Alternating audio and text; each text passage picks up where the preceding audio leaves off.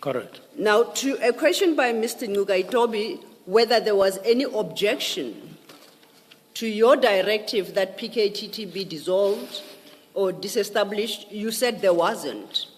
It was asked of you, had there been, would you have still insisted? And I understood you to say, no, you would not have. Did I understand you correctly? That no, I wouldn't have done what? You know you wouldn't have insisted on the disestablishment if there had been any resistance or objection, particularly from the subs-establishment. Yes, if the response of the National Commissioner was that, look, I have a problem, 1, 2, 3, or difficulty, I would have been open to a discussion or engagement. But that's precisely what Annexure SFM 11 to General Masemola's statement, which is the preliminary report. That's precisely what it told you. What did it tell me? It argued against disestablishment. The preliminary report of the Yes. 22nd. Of the 22nd, yes. I don't understand it to have done so. Okay, it's on record. The commissioners will consider it in the context as I suggest. If anything, Mr. Chairman, is it not fair that it must be put to the witness and the imputation Yes, that is can lying you, must can also you be drawn to him? please be more specific? I shall. The problem is it arises in a different context, so it's not even part of the exhibit files, so it's not available. Only the statements have been made available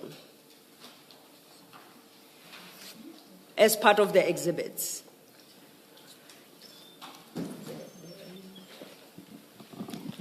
Ms. Sello, maybe if you have it electronically, Yes, I do. can it not be If projected? that would be acceptable to the Commission and to the Minister, Yeah. I'll do so.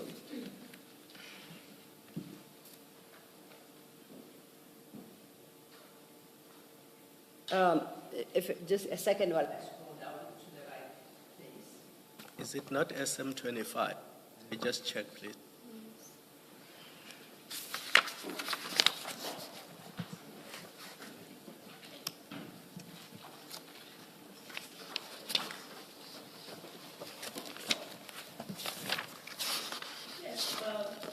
Thank you, Commissioner Khumalo. It's correct. It's, the Minister put it up as Annexure SM25.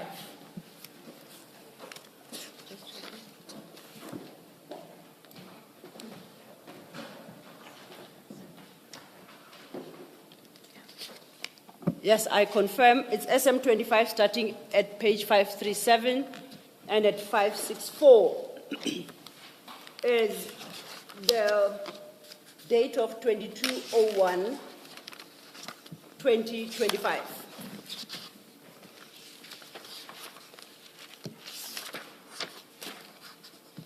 Now, as of the 22nd of January, and we know already that about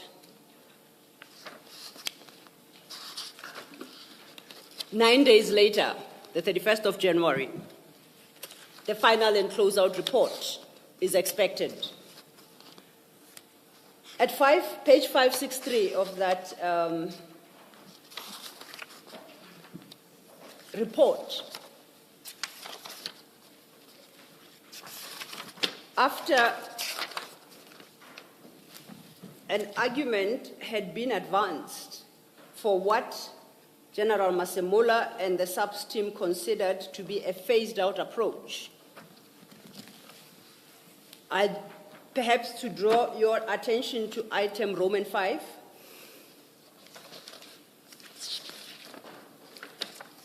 The current capacity of the National Task Team will be gradually scaled down to only personnel who are required to finalize the dockets retained by the task team.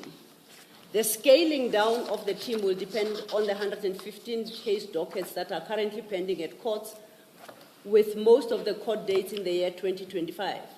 It is anticipated that the team will complete the work before the end of the year 2025. However, the seriousness of the cases and the processes at court will indicate the course of action.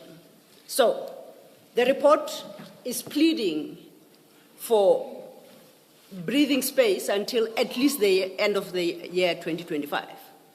And it's in that context, I say it cannot be that the minister can say that there was no pushback to the notion of disestablishing by end of January 2025, as the letter suggests, by demanding a final and closeout report by then. Do you have a comment? No, Ms. Sello, I might have misunderstood. I thought reference was to an objection to the very idea of a disbandment. I thought that's what Mr. Ngcukaitobi's question related to. I might have misunderstood. And the point you are raising addresses a different issue, which is the phasing a disbandment that is taking place or is to take place gradually. So there is an initial acceptance, as it were, of the disbandment, but gradually. Chair, But as I say, I might have misunderstood the question altogether. Perhaps I misunderstood, but I'll take it on those terms. I had read out General Masemola's statement where he said he intended, when he returned from leave, at paragraph 114 of his statement for the record, where he says, since that letter, the report was to be prepared by the 20th of January 2025, that's the beginning of paragraph 114. Given that I would be on leave until 14 January 2024, I instructed Brigadier Lituko of my office to forward the letter from the minister to all deputy national commissioners to instruct them to prepare the necessary reports. After that, he says, my intention was to discuss the matter with the minister to understand his reasons and attempt to dissuade him.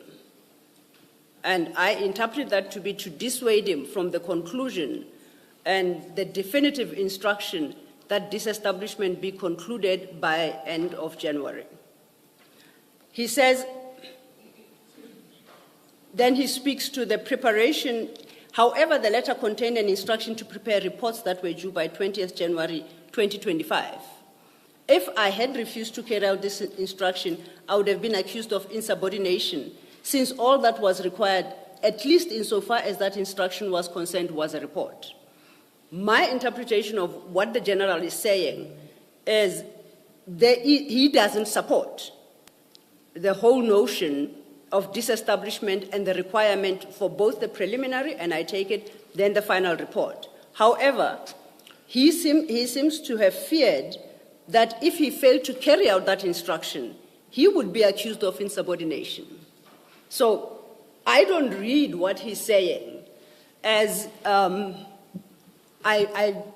received the instruction, I noted, and I was happy to execute. And I don't understand that to go beyond what his own thoughts were, because the question relates to what was actually communicated to the minister.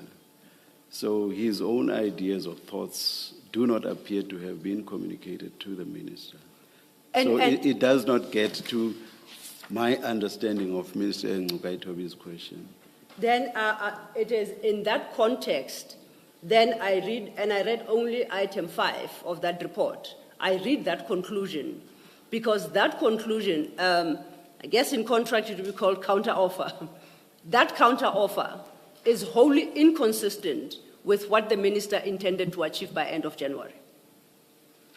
And I say at least that report would have indicated that there is no agreement or there is no support for his instruction. Perhaps purely in the interest of time, I will allow that, but I understand that part to relate to the question of immediacy or otherwise, which is not the same thing that Mr. Ngcukaitobi was raising. Yes. I'll leave it at that.